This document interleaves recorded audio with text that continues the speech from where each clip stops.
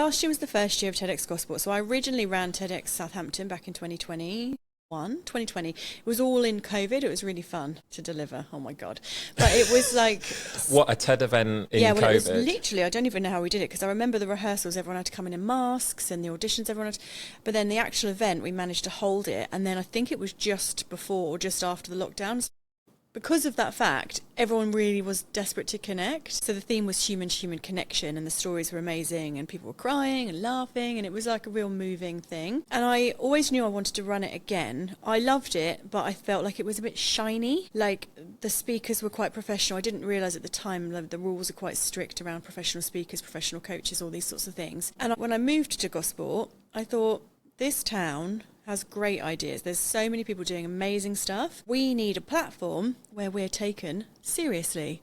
And TEDx is seen, I think, as a reputable, serious platform for great ideas. Yeah, we should decode that. We should take a moment to decode that for people, because I am actually amazed that when this has come up, and the fact that we have a TEDx event in Gosport thanks to you, some people, I get blank faces and they go, what are you talking about? And I understand they've never really heard of what a TED Talk is.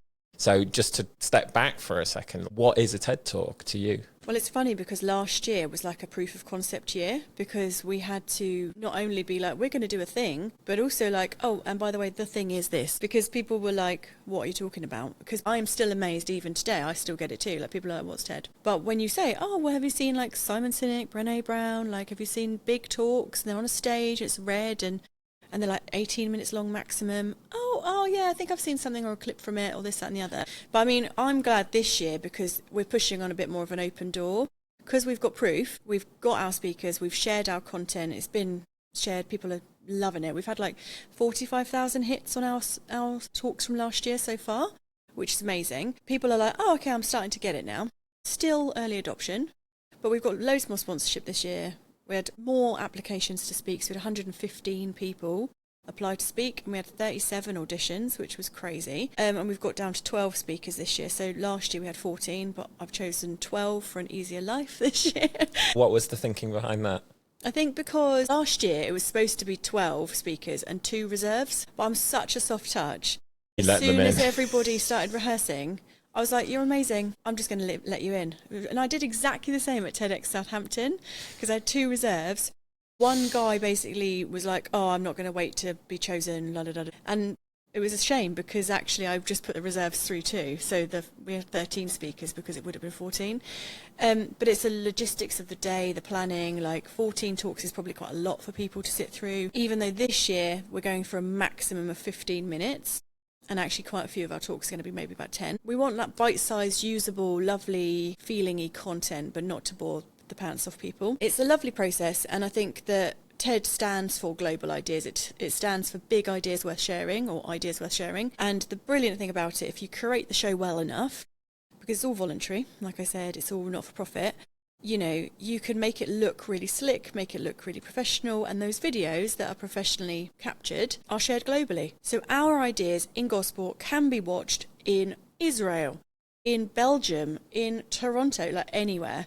And I love that. And what happens is people are talking about their experiences of Gosport in their talks too. So, for example, Anna Wardley last year talked about like swimming around the Isle of Wight, but she talked about training in Holbrook Leisure Centre. And I was like, that's amazing that someone in wherever in the world knows that we've got an amazing like water system here. We've got an island that you can swim around. You've got local leisure centres where you can train to swim. And that's being shared outside of the story, our town and our resources. And so more Gosport stories being told. Yes, exactly. Yes. That's awesome. So you said last year was the first year. How did it go? Were there big challenges, big successes? It was challenging because the team was quite small. It was also quite new. I had a real clear vision of it, but it was a bit higgledy-piggledy in the way that it started. Like, I wanted to make sure it was started well in a professional way, like businessy way.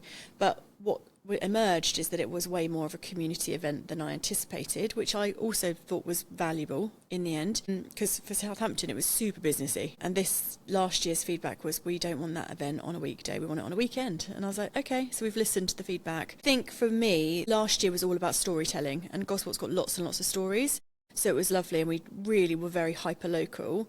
This year, I want to also just extend our reach even more.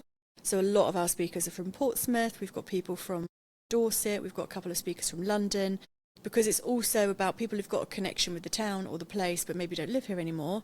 But people who also want to come and inspire us. So it's kind of grown a little bit more, which I think is to its benefit.